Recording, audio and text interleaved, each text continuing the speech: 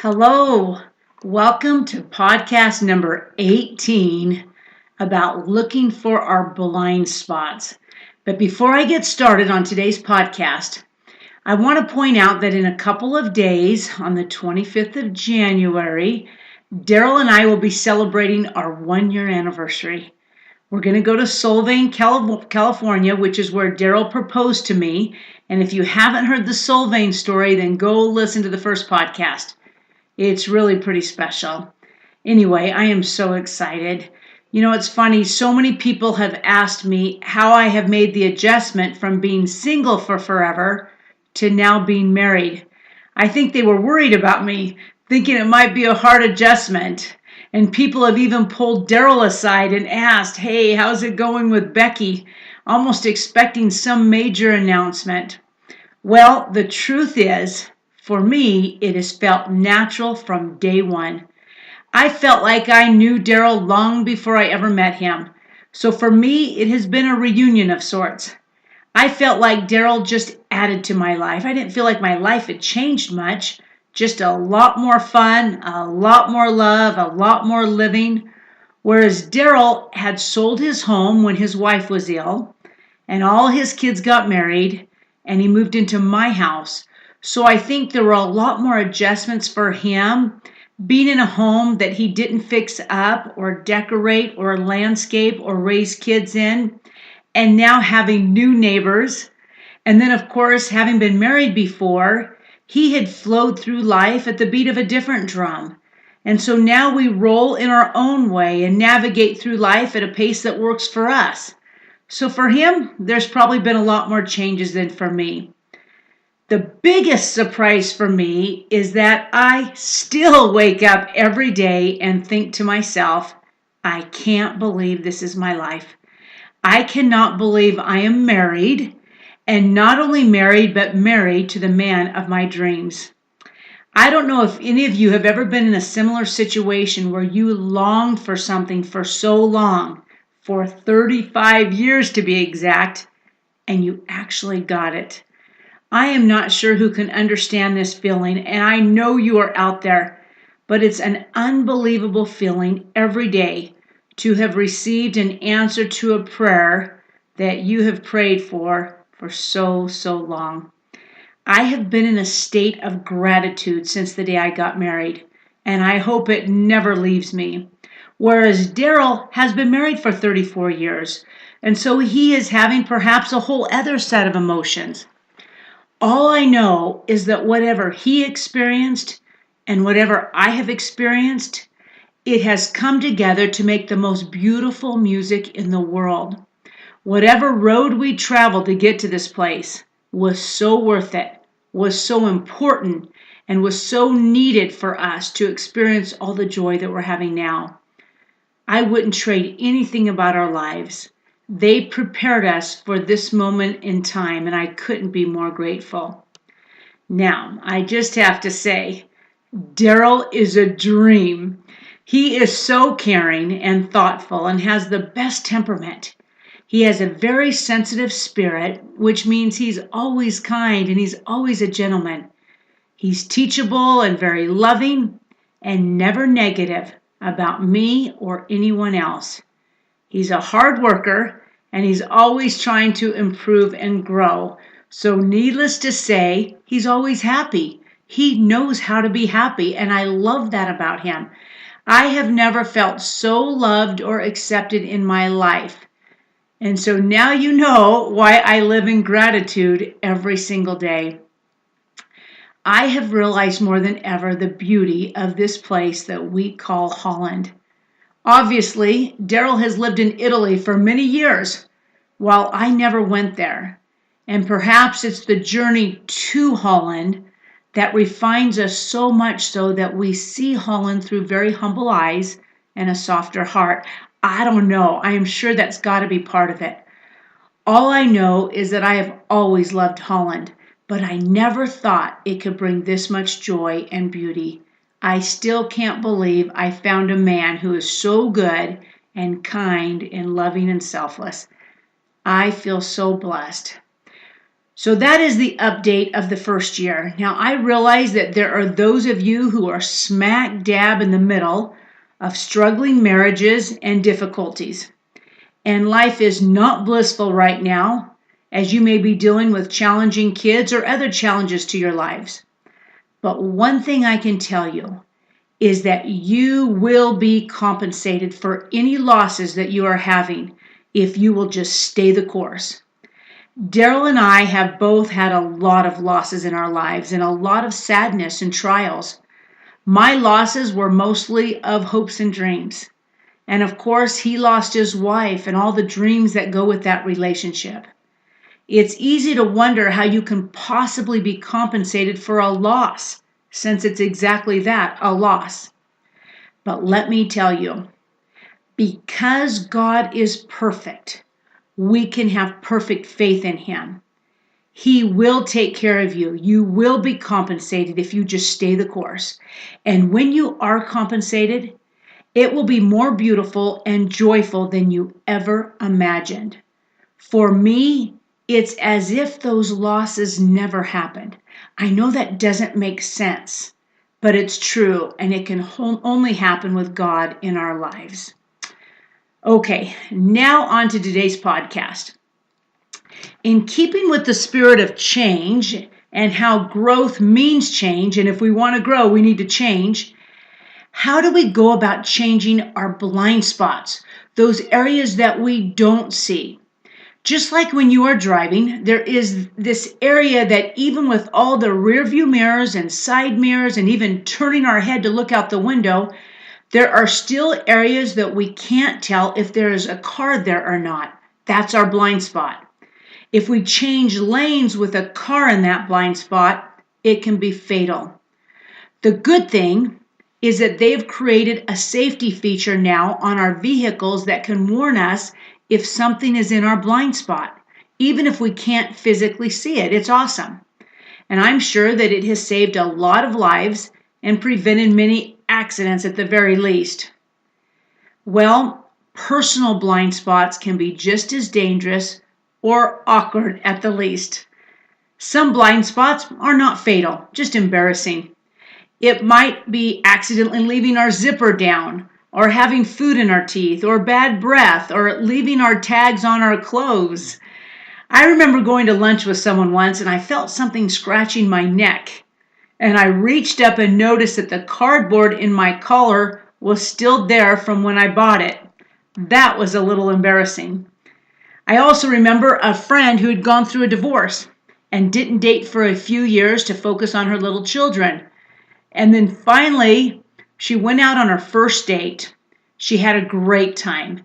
And when she got home, she looked in the mirror and noticed the large sticker that was right on the front of her shirt. It was left there from when she bought it. Seriously, for a girl, that is devastating.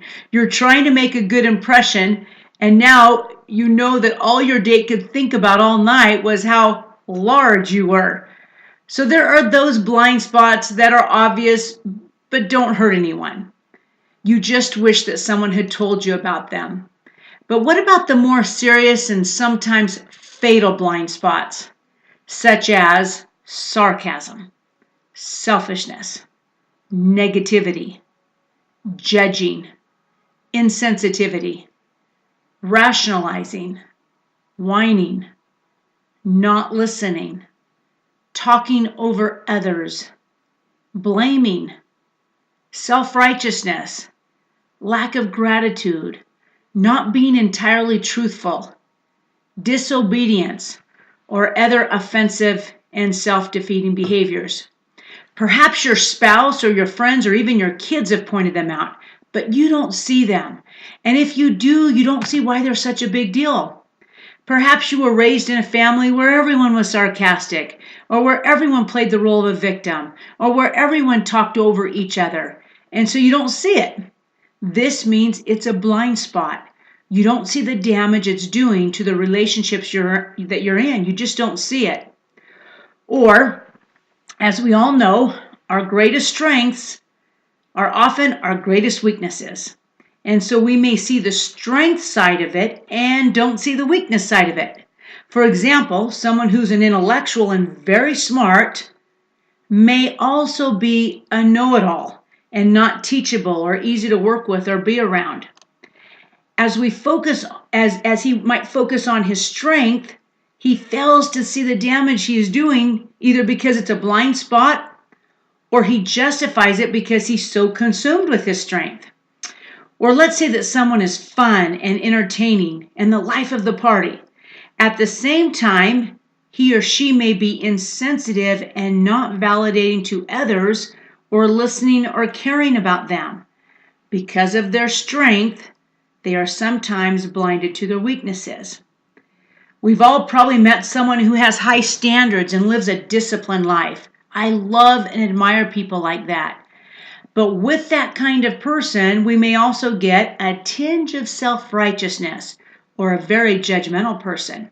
Their strength may have blinded them to their very fatal weaknesses. These blind spots can kill relationships and really diminish people's feelings of self-worth. And of course, they keep us from growing and changing and becoming our best self because we don't see them.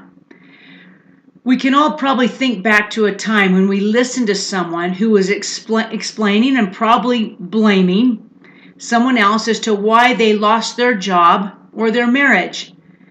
And in our mind, we might be thinking, no, that's probably not the reason, because we see a blind spot that they are oblivious to. So they blame it on something else or a tic-tac, like I mentioned in podcast number 4.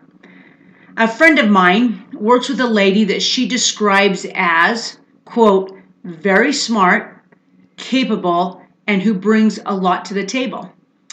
Well, unfortunately, this lady insists on forcing her views on everyone at work.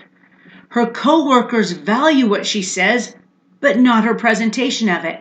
She's confused as to why people are not drawn to her. After all, she does have a lot to offer. Obviously, she has a blind spot. She seems to be the only one who doesn't see that her delivery is offensive. There is a man that I know personally who is such a nice guy. He would do anything for anyone. He's probably the smartest guy in the room, and I love hearing what he has to say. But he is so hard to be around because he loves to hear himself talk and isn't interested in letting others talk. I'm guessing his wife has said something, I don't know, but he can't seem to see what it's doing with him and the relationships around him. People distance themselves from him and struggle with him. His know-it-all ways have become a barrier from building relationships. He has a blind spot. He just can't see it. Or if he does, he thinks it's worth the risk. And then there are those parents who are so disappointed and even frustrated in their child for playing the role of a victim and whining and blaming, and yet they do the same. It just looks different than the way their kids do it, so they don't notice it. That's a blind spot. I know someone who has a great sense of humor, and he can make any situation a lot of fun. That is a wonderful gift. He knows how to make people laugh. However, in more sensitive or spiritual moments, he pulls out his humor card. He literally ruins a tender moment, and there isn't a safe space for his family or friends if they want to discuss more serious or spiritual matters. His strength is definitely his greatest weakness, but sadly, it's a blind spot.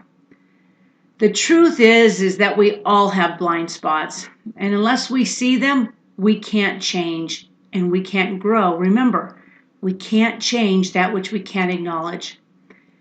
I remember hearing of a man who prayed every day to be able to see his blind spots so that he did not offend people or damage relationships. Can you imagine that? Can you imagine taking that risk, knowing that if you actually saw your blind spots, you might realize that you had caused a lot of pain with your spouse or your children or your parents, or that you were the reason there was friction in the home, or that you were the reason that you didn't get a job or lost a job? I know it would break my heart if I learned that I have been living reckless with my relationships. and was the cause of some emotional accidents and maybe even a few fatalities. And yet, I want to know. I would love a safety feature that would warn me of possible damage to others if I change lanes or am reckless with my behavior. Well, the good news is that each of us does have a safety feature.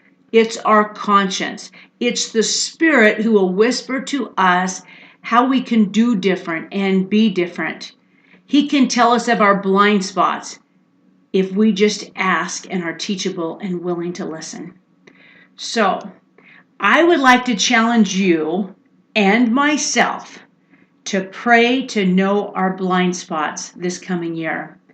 Now, we need to be merciful to ourselves so that it won't discourage us as our eyes become open to some serious damage that we may have caused in the past. We all have weaknesses. We all have hurt others and have not been our best self at times. But we all have the capacity to grow, and that's what this is all about.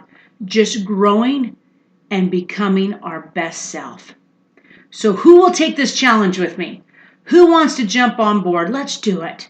Let's pray to know our blind spots and then be humble and receptive as our eyes are opened, and then have the courage to change. And as we do, we will grow and be happy. Good luck to you, and thanks so much for listening, and we'll see you next time.